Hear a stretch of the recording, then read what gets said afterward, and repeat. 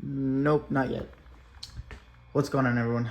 You joined me real quick in the midst of an alternator failure that left me semi-stranded yesterday.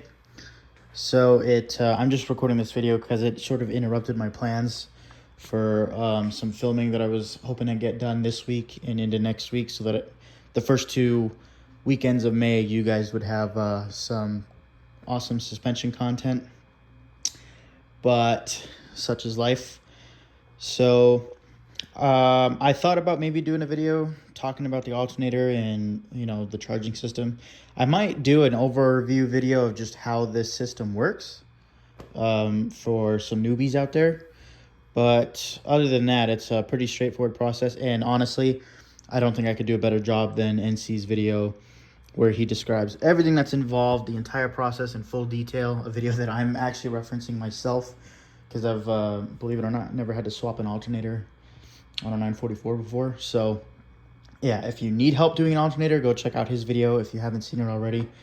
But if you guys are interested, like I said, I can do a video. I think it'd be a cool comparison video actually, to talk about how charging systems, DC, AC, and then how this stuff kind of compares to airplane electrical systems. I think that'd be kind of cool. But so sorry, bear with me. I appreciate you guys for being patient.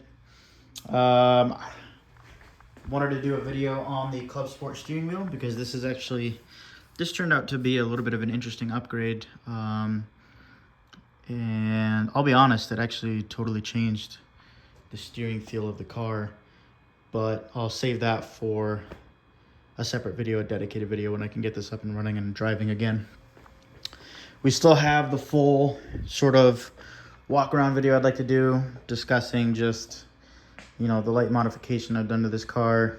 And I think I think the basis for this car is like, okay, so if you have a car that you're restoring and you're working on, and while you're in there replacing some 40-year-old stuff, here's a couple upgrades that you can do to really have a solid weekend car or daily car. And I figured I'd take this opportunity to finish this video off by just saying, I get a lot of, when people meet me or when they're talking about me about the car or anything like that, they always ask me, is the 944 a good first car? My answer, even though I'm fully biased, is still a yes. But I think it would be irresponsible for me to say just yes, don't worry about what anybody says, go get it, because everyone's situation is different. Here's a perfect example, right? I got stuck in a parking lot because the battery discharged. That can happen in any car. That's not a Porsche specific thing, right? But if it's your first time, having this happen to you and you don't have a way to get the car jumped, you're going to have to get it towed. You need to have access to another car that you can use while the 944 is down. So whether that's you go get a cheap daily that you can just kind of keep parked, and if you want to daily the 944, you can daily it, but keep another car so that you can just use it, or at least have access to either friends that can help you out that are free, or just have access to second cars in your house, right? Like if you're living at home, use your parents' car or something like that.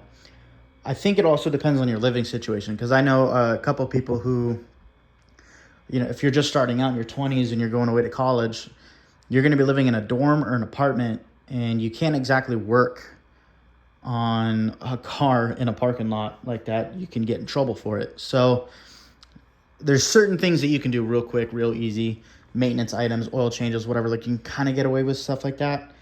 But I mean, you could even get away with doing just a basic timing belt job. But the thing is like, you just got to be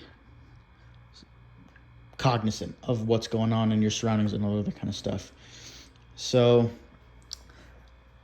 yeah, that's my answer. The 944 is a great first car as long as you have backups available to you. Because if you're going to use this to get to work the next day and this happens, well, you at least need a ride to work or something like that. And it might be several days while you're waiting for parts to ship or certain things like that. And I can't tell you what is going to be like that, what specific part. It just depends. It depends on what brakes on the car, what sort of maintenance history your car's had over the last 40 years.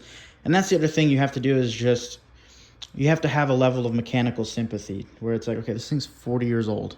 If you go romping on it, you're going to break something. And even if you're gentle with it, you're going to break something. And if you don't drive it enough, something is not going to wear in the way it should, and you're going to break something. It's just, it is what it is. Driving a 944 is like dating a really, really high maintenance girl. She's the best girl in the world, a ton of fun.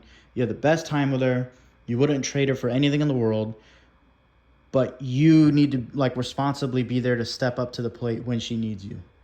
And sometimes that can make or break a relationship, you know? If you're young and you got a ton of stuff going on and you're focusing on a million other different things, and you know, every other weekend you can't really just afford to be wrenching on your car, or you just don't want to deal with wrenching on your car, then maybe wait until you know you're established in your job and you've got a house that you can keep the car in the garage or somewhere like that. You can have a dedicated space to work on it. But I don't think that means that you can't be tenacious and use the car as a learning curve. You know, if you don't know what you're doing with cars, this is the greatest car ever to dive into, to just full on just get immersed, because you're going to learn a lot quickly and it's going to teach you a lot of things. And the thing is when you start to get mechanically acclimated to this sort of thing and you can get used to it, well, then you can have your car back up and running in a couple days. You know what I mean? It's not the biggest deal. The biggest lesson I learned with that is the computer, right? It took me 3 years. My car was down for 3 years. I didn't have a car.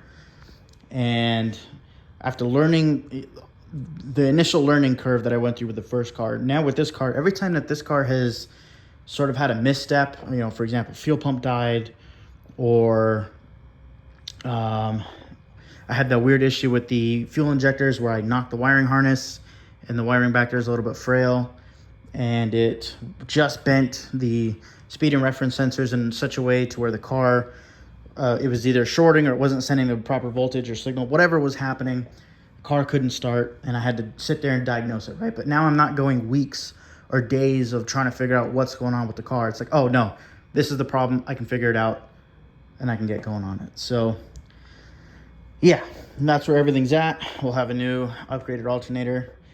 So I'm wondering if my car will actually start a little bit faster now and maybe get a little bit better MPG with some better spark. I bet you I was probably having some weak spark issues that I didn't notice. So yeah, last order of housekeeping business is we're almost at 1,000 subscribers. But the magic number I think you know that we're all looking for is 944.